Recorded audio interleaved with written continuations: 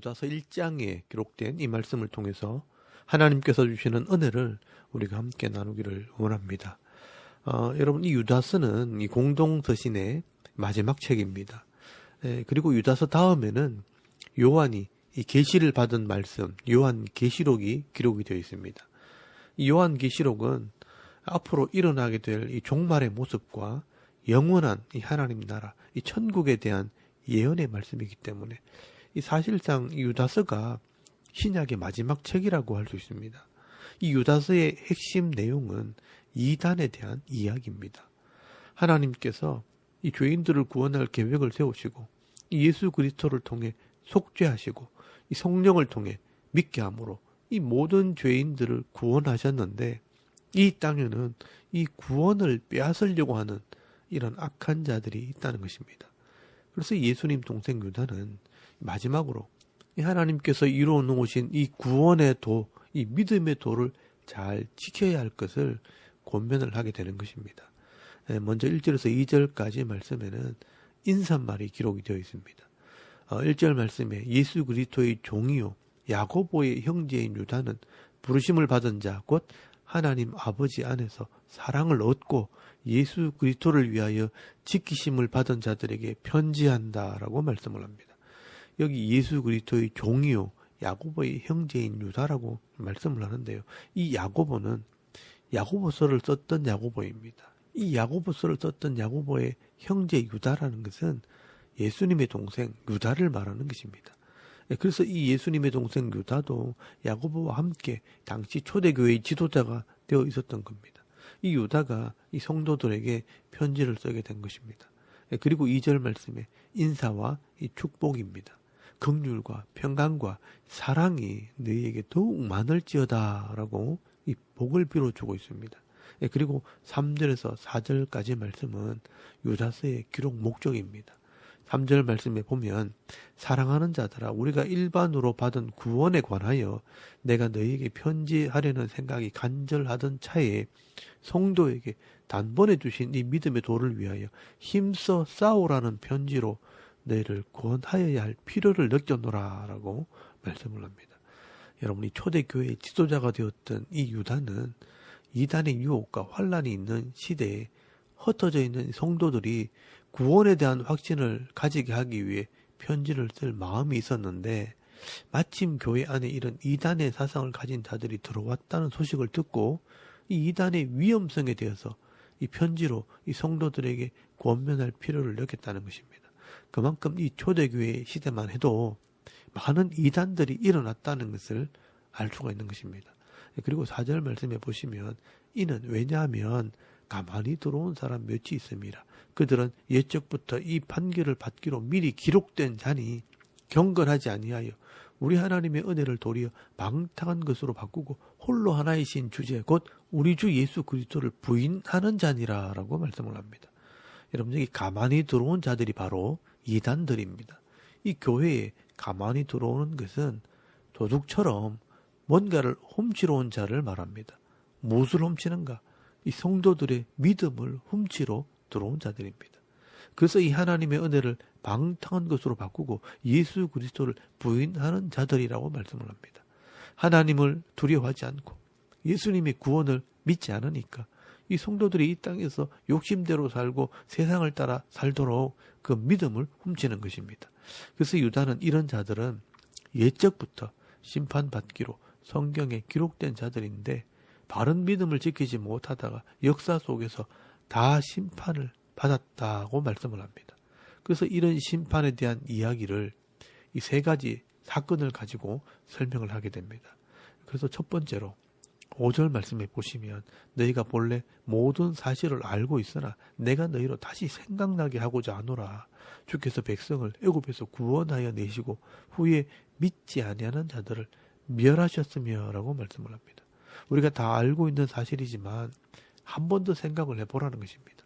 하나님께서 이 자기 백성들을 애굽에서는 구원했지만 그 후에 이 광야에서 믿지 않는 자들을 어떻게 했느냐? 다 멸하셨다, 심판하셨다라고 말씀을 합니다.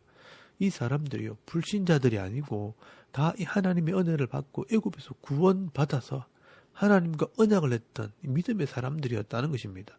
그처럼 이 구원받은 성도라도 후에 이 잘못된 믿음을 따라 이 하나님을 대적하고 예수 그리스도의 구원을 부인하게 되면 결국 이 광야에서 다 죽었던 사람들처럼 심판을 받게 된다는 것입니다. 그리고 6절 말씀에는요, 또 자기 지위를 지키지 아니하고 자기 처소를 떠난 천사들을 큰 날의 심판까지 영원한 결박으로 흑암에 가두셨으며 라고 말씀을 합니다. 영적인 존재들인 이 천사들도 하나님께서 주신 이 섬김의 직분, 이 자기의 사명을 버리고 하나님처럼 되려고 교만할 때 하나님께서 그들을 심판하시려고 흑암에 가두어 두셨다라고 말씀을 합니다. 그리고 세 번째로 이 소돔과 고모라의 심판을 예를 들게 됩니다. 이 소돔과 고모라와 그 이웃 도시들도 그들과 같은 행동으로 음란하며 다른 육체를 따라가다가 영원한 불의 형벌을 받음으로 거울이 되었느니라 라고 말씀을 합니다. 이 소돔과 고모라 성에 있는 사람들도 육체의 욕심을 따라 살다가 결국은 불로 심판을 받았습니다. 이렇게 이 구원받은 사람들도 믿음을 버리면 망하게 되고 자신의 사명을 버리고 세상을 따라 욕심과 엄란한 삶을 살게 될 때 결국은 이 심판을 받게 된다는 것입니다. 이 과거에 이런 심판들이 오늘 우리들에게 영적인 거울이 된다는 것입니다. 여러분, 이런 심판당한 사람들의 특징이 뭐냐? 이 자신을 돌아보지 않고 하나님을 멸시하고 비방하는 자들이 바로 이단의 특징이라는 것입니다. 그래서 이런 8절 말씀에 이 이단들의 특징을 이 유다가 설명을 합니다. 그러한데 꿈꾸는 이 사람들도 그와 같이 육체를 더럽히며 권위를 업신여기며 영광을 비방하는도다라고 말씀을 합니다. 이 꿈꾸는 자라는 말은 황홀경에 빠져서 이 몽롱한 상태에서 영적인 지식을 추구하는 그런 이단들이라는 말입니다. 이런 자들이요, 믿음으로 살지 않고 육체의 욕심을 따라 살면서 회개하지 않는 것입니다. 도리어 이 자신들의 지식으로 교회의 권위와 하나님의 권위를 업신여기고 이 하나님의 영광을 비방하는 자들이라고 말씀을 합니다. 이 이단들의 특징이 하나님을 무시하고 모독하는 말을 한다는 것입니다. 이렇게 이단들은 이 자기들의 지식이 최고의 지식이라고 생각하기 때문에 다른 사람들의 생각을 인정하지 않습니다. 그래서 이 하나님의 권위도 무시하고 이 하나님의 영광도 비방하는 것입니다. 그래서 9절 말씀에 위경에 있는 말을 인용을 하면서 이 천사장 미가엘도 하나님을 비방하지 않았다는 것을 비유로 설명을 하게 됩니다. 이 천사장 미가엘이 모세의 지체에 관하여 마귀와 다투어 변론할 때 감히 비방하는 판결을 내리지 못하고 다만 말하되 주께서 너를 꾸짖으시기를 원하노라 하였거늘이라고 말씀을 합니다. 이 하나님 아래 이 최고의 높은 지위를 가지고 있었던 이 천사장 미가엘이 이 모세의 지체를 가지고 이 마귀와 변론하는 이야기는 사실 이 모세 성천기라는 위경에 기록된 이야기입니다. 이 초대교회 당시에는 이런 위경에 대한 구분이 없었기 때문에 이 과거에 이런 기록된 책들을 인용을 했던 것 같습니다. 유다가 이 이야기를 인용하면서 이 천사장 미가엘이 자신이 함부로 판결하지 않고 하나님을 두려워함으로 하나님께서 꾸짖기를 간구했다는 것입니다. 이 높은 지위를 가지고 있었던 이 미가엘도 하나님 앞에서는 함부로 비방하는 말을 하지 않았다는 것입니다. 그런데 이 이단들은요, 그렇지 않다는 겁니다. 그래서 10절 말씀에 보시면 이 사람들은, 이 이단들은 무엇이든지 그 알지 못하는 것을 비방하는도다. 또 그들은 이성 없는 짐승같이 본능으로 아는 그것으로 멸망하느니라 라고 말씀을 합니다. 이 이단들은 무엇이든지 알지도 못하면서 함부로 말하고 이 짐승이 본능적으로 행동하는 것처럼 비방하는 삶을 살다가 결국은 망한다는 것입니다. 그래서 이 이단들의 행동을 이 구약에 있는 사람들을 통해 비유로 설명을 합니다. 여러분 11절 말씀에 보시면 이 마귀의 말을 듣고 자기 동생을 죽인 가인의 길로 행하는 자들이라고 말씀을 합니다. 그리고 이 모압 왕 발락의 말을 듣고 재물의 눈이 어두워 이 택한 백성을 저주하려고 했던 이 발람의 어그러진 길을 가는 자라고 말씀을 합니다. 그리고 이 모세와 아론을 대적하다가 멸망을 당한 이 고라의 패역을 따라가는 자와 같다라고 말씀을 합니다. 이 가인처럼 동생을 죽이고 발람처럼 택한 백성을 저주하려고 하고 이 고라당처럼 지도자를 대적하는 자들이 바로 이단들의 모습이다라고 말씀하는 것입니다. 그리고 또 이 이단들을 비유하면서 12절 말씀에 보시면 예찬의 암초와 같다라고 말씀을 합니다. 이 말은 이 밥을 먹을 때 씹는 돌과 같다는 말입니다. 작은 돌이 이를 망가뜨리듯이 이 이단들이 교회를 무너뜨린다는 것입니다. 또 이 자기 몸만 기르는 목자라고 말씀을 합니다. 이 이단들을 따라가는 성도들은 다 빼앗기고 이단의 교주만 살찌운다는 겁니다. 그리고 이 물 없는 구름, 뿌리까지 뽑힌 열매 없는 가을나무, 바다의 거친 물결, 흑암에 유리하는 별이라는 것은 이 전부 다 겉으로 볼 때 뭔가 대단한 것이 나올 것 같고 큰 유익이 될 것 같아서 따라왔는데 결국 시간이 지나고 보면 아무것도 없고 아무런 유익이 없는 것이 바로 이 이단의 특징이라는 것입니다.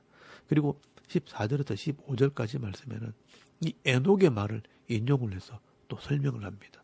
이 아담의 7대손 에녹이 이 사람들에 대하여 예언하여 이르되 보라 주께서 그 수많은 거룩한 자와 함께 임하셨나니 이는 뭇사람을 심판하사 모든 경건하지 않는 자가 경건하지 않게 행한 모든 경건하지 않는 일과 또 경건하지 않는 죄인들이 주를 거슬러 한 모든 완악한 말로 말미암아 그들을 정죄하려 하심이라 하였느니라 라고 말씀을 합니다. 여러분 이 말도 에녹 1서라는 위경에 기록된 것을 인용한 것입니다. 이 에녹이 살았던 시대에 얼마 있지 않아서 이 노아 홍수의 심판이 있었습니다.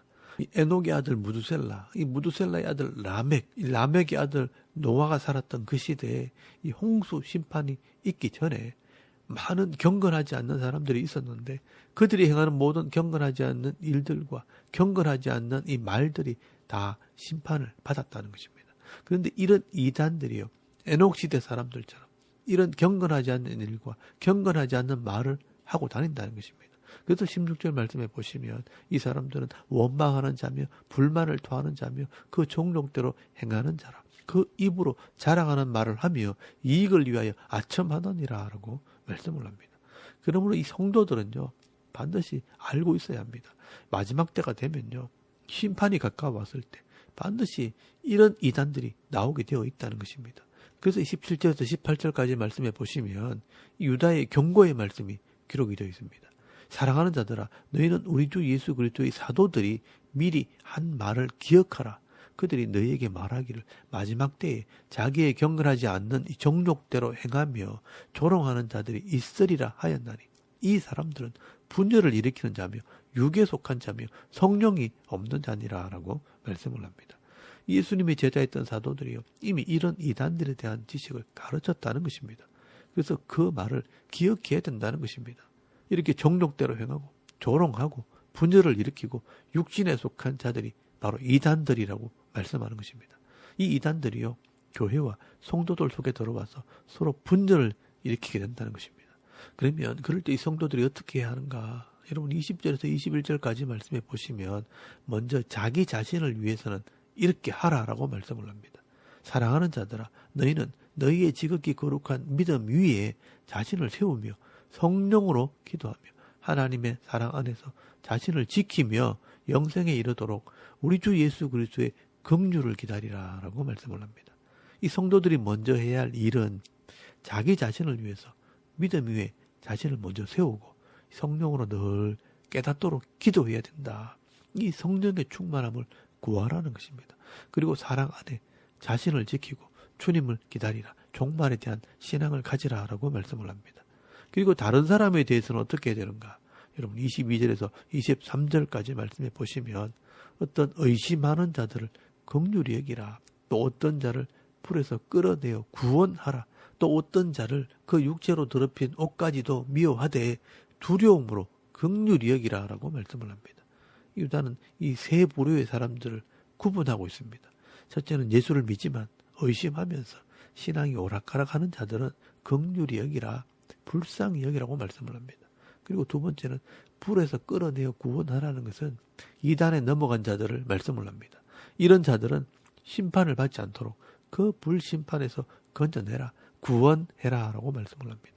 그리고 세 번째 부류는 이단에 빠져서 죄를 범하는 자들, 육신의 정욕대로 사는 자들을 말하는 것입니다. 그래서 그 육체로 더럽힌 옷까지도 그 삶도 미워하되 두려움으로 긍휼히 여기라 라고 말씀을 합니다. 이 이단에 빠진 자들을 구원하다가 도리어 내가 미혹될 수 있기 때문에 미워하되 두려움으로 긍휼히 여기라, 불쌍히 여기는 마음으로 기도해 주라 라고 말씀하는 겁니다. 오늘 저와 여러분도 먼저 해야 할 일은 자신의 믿음을 굳건하게 세우는 것입니다. 그래서 이 말씀을 더 깊이 알고 배워야 합니다. 이런 부분은 아무리 강조해도 지나치지 않습니다. 그리고 배운 것이 내 마음에 깨달아지고 또 사랑으로 행해질 수 있도록 이 성령의 충만함을 위해 늘 기도해야 되는 것입니다. 그리고 다른 사람들의 영혼을 위해 기도하고 그들을 구원하는 이 사명을 감당해야 하는 것입니다. 여러분, 우리가 물에 빠진 사람을 건지기 위해서는요, 수영을 먼저 배우고요. 다른 사람을 건져서 나올 정도로 숙련된 사람이 먼저 되어야 합니다. 수영도 하지 못하면서 사랑만 가지고 열정만 가지고 그냥 뛰어들다가는 나도 죽고 다른 사람도 죽일 수 있는 것입니다. 그러므로 내가 믿음 안에서 말씀과 성령으로 단련 받았어요. 다른 사람들을 구원할 수 있는 믿음 있는 이 하나님 백성들이 먼저 되어야 되는 것입니다. 이렇게 유다서에는요, 이 마지막 시대 믿음의 중요성과 이단의 특징이 무엇인지를 잘 설명을 하고 있습니다. 오늘도 우리가 이 말씀들을 묵상하고 또 잘 깨달아서 이 시대 하나님 말씀에 능한 자가 되어서 또한 나도 살고 다른 사람도 살릴 수 있는 이 축복의 통로, 은혜의 통로로 쓰임받으면서 살아갈 수 있는 저와 여러분의 이런 영적인 삶의 모습이 되실 수 있기를 주의 이름으로 축원합니다. 아멘. 우리 잠깐 기도드리겠습니다. 오늘도 말씀에 능한 자가 되어 나도 살고 남도 살리는 이 축복의 통로, 은혜의 통로가 되게 없어서 또 나라와 민족을 위해 섬기는 교회와 가정과 또 직장과 자녀들을 위해서 또 개인의 기도 제목을 따라 기도하고 오늘 하루 삶을 또 시작할 수 있기를 바랍니다. 다 같이 우리 하나님께 한번 기도드리겠습니다. 살아계신 하나님, 은혜를 참 감사합니다. 오늘 이 아침에 우리가 하나님을 먼저 예배하게 하시고